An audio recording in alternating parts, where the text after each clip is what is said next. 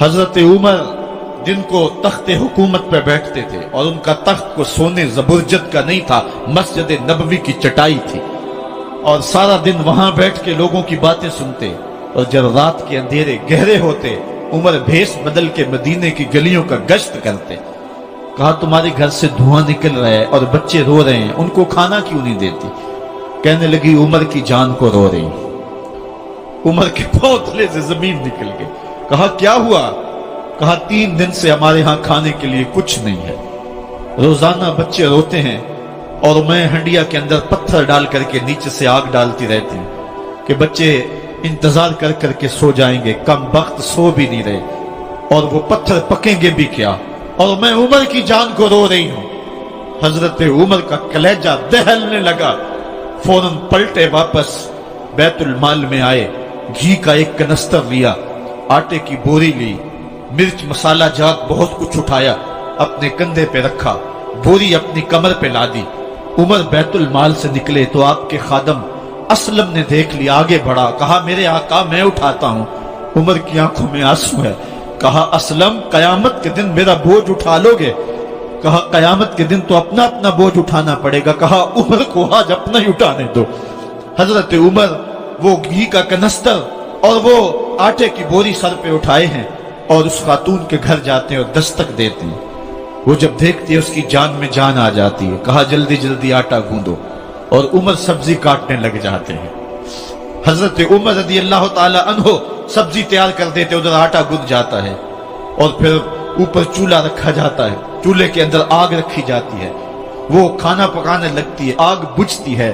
تاریخ نے لکھا ہے آگ بجھنے لگتی ہے، عمر جھک کر کے پھونکے مارتا ہے، عمر جھک جھک کے پھونکے مارتا ہے۔ کھانا پک گیا اور بچوں کے سامنے کھانا رکھ دیا، بچے کھا رہے ہیں۔ اب بچے رو رو کے نڈال ہو چکے تھے۔ حضرت عمر اپنے ہاتھوں کو اور اپنے گھٹنوں کو اور اپنے پاؤں کو زمین پہ لگا کے، جس طرح بکری کا بچہ چلتا ہے، ویڑے کے اندر کبھی ادھر چلتے ہیں کبھی ادھر چلتے ہیں، تاکہ بچے مجھے دیکھ کے خوش ہوں اور دل میں کہتے عمر جتنا رلایا ہے اب اتنا ہنسانا بھی پڑے گا۔ تو کبھی عمر امیر المومنین، یہ میں کسی آج کے جو ہے وہ لوگوں کے ووٹوں پہ منتخب ہونے والے حکمران کی کہانی نہیں سنا رہا، میں اس عمر کی کہانی سنا رہا ہوں جو 23 لاکھ مربع میل کا حکمران ہے، آدھی دنیا کا بادشاہ ہے۔ حضرت عمر جو ہے جس طرح بکری کا بچہ چلتا ہے، اس طرح اپنے ہاتھ اور اپنے گھٹنے زمین پہ ٹیک کر کے جو ہے وہ اس طرح چلتے ہیں۔ بچے عمر کو دیکھ کے مسکراتے ہیں۔ جب بچے مسکرانے لگے تو حضرت عمر نے اس خاتون سے کہا بڑھیا عمر کو معاف کر دے۔ اس نے کہا تو اتنی ہمدردی کیوں کرتا ہے؟ کہا عمر بیچارہ بڑا پھنسا ہوا ہے، فکر ہے اس کو یرموک و فسطاط و حلوان کی، جب فتح ہے مصر تو تیاری ہے ایران کی، آتے جاتے وفد سے ملاقات بھی کرتا ہوگا اور شب کو معلوم حالات بھی کرتا ہوگا، کانٹوں میں الجھی ہوئی بیچارے کی جان ہے، نیند اس کو بھی آتی ہے، آخر وہ انسان ہے، میری بہن عمر کو معاف کر دے۔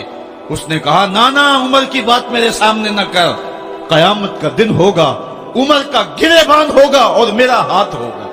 جب اس نے یہ بات کہی تو عمر برداشت نہ کر سکے، بچوں کی طرح بلک بلک کے رونے لگے۔ کہا وہ بد نصیب عمر تیرے سامنے ہے، آج ہی کہلا جو کہنا ہے، قیامت کے دن مجھے معاف رکھنا۔ اس نے کہا تو عمر ہے؟ کہا بد نصیب عمر تیرے سامنے کھڑا ہوں۔ میرے عمر کہتے ہیں اگر دجلہ کے کنارے ایک بکری کا بچہ بھی پیاسا مر گیا، اس کا حساب بھی عمر سے لیا جائے گا۔ حضرت عمر نکلے یروشلم میں، ایک اونٹ ہے ایک غلام ہے، کبھی وہ سوار ہوتا ہے کبھی آپ باری مقرر کی ہے۔ جب قریب پہنچے یروشلم کے تو عمر کی باری نکیل پکڑنے کی اور غلام کی باری اوپر سوار ہونے کی آ گئی۔ غلام نے کہا آقا میں مرضی سے اپنی باری چھوڑتا ہوں، آپ آ جائیں، دشمنوں کے مفتوحہ علاقے میں آ رہے ہیں، تازہ تازہ علاقہ فتح ہوا ہے، اسلام کی شان و شوکت ظاہر ہو۔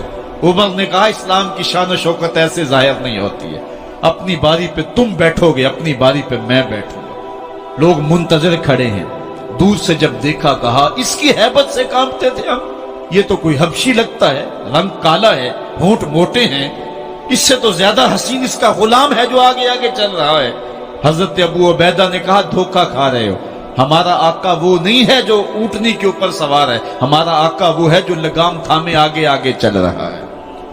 حضرت عمر رضی اللہ تعالیٰ عنہ کو آگے بڑھ کے جابیہ کے مقام پہ حضرت ابو عبیدہ بن جراح نے استقبال کیا، تو حضرت عمر آگے بڑھے اور انہوں نے آگے بڑھ کر کے حضرت ابو عبیدہ کے دونوں کندھوں پہ ہاتھ رکھا، اور سنو حضرت عمر نے کیا کہا لا الہ الا اللہ انا کنا اذل قوم فاعزنا اللہ بالاسلام، کہا کہ لا الہ الا اللہ، اے ابو عبیدہ بن جراح، ہم ایک ذلیل قوم تھے اور اللہ نے ہمیں اسلام کی وجہ سے عزت عطا کی ہے، اور میں تمہیں ایک تاریخ ساز بات کہنے لگا ہوں، اور وہ یہ ہے کہ جب تک ہم اس عزت والے اسلام کے دامن کو تھامے رہیں گے ہماری عزت قائم رہے گی، اور جب اسلام کے علاوہ کسی اور جگہ سے عزت ڈھونڈیں گے تو رسوا کر کے رکھ دیے جائیں گے۔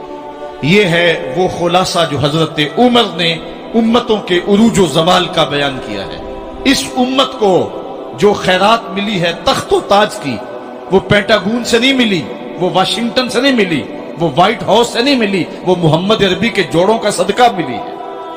اس لیے جب ہم نے اسلام سے انحراف کیا، پاکستان حاصل کیا گیا تھا، پاکستان کا مطلب کیا؟ لا الہ الا اللہ، ہم نے اس نعرے کو چھوڑ دیا ہوا ہے، ہم نے انحراف کر دیا ہے۔ آج ہماری نظریں مغرب کی طرف لگی ہے کہ تخت و تاج اس سے نصیب ہوتے ہیں، اور دنیا کے اوپر ہم رسوا ہو کے رہ گئے۔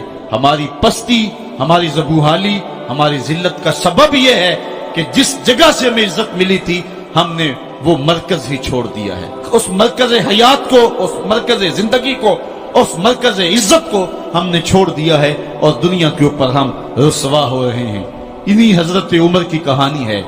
وادی تہامہ سے گزر رہے تھے کہ بچوں کی طرح بلک بلک کے رونے لگے۔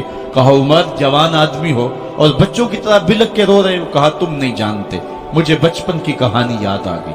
کہا کیا کہانی ہے؟ کہا یہی عرض تہامہ تھی، میرے باپ خطاب نے مجھے 5 اونٹ دیے تھے، کہا انہیں لائن میں کھڑا کرو سیدھا، میں آگے والا سیدھا کرتا تھا پیچھے والا ٹیڑھا ہو جاتا، پیچھے والا سیدھا کرتا آگے والا ٹیڑھا ہو جاتا۔ میرے باپ خطاب نے مجھے بڑا مارا۔ کہا ایک عرب کے بیٹے ہو کہ تم سے 5 اونٹ لائن میں کھڑے نہیں ہوتے؟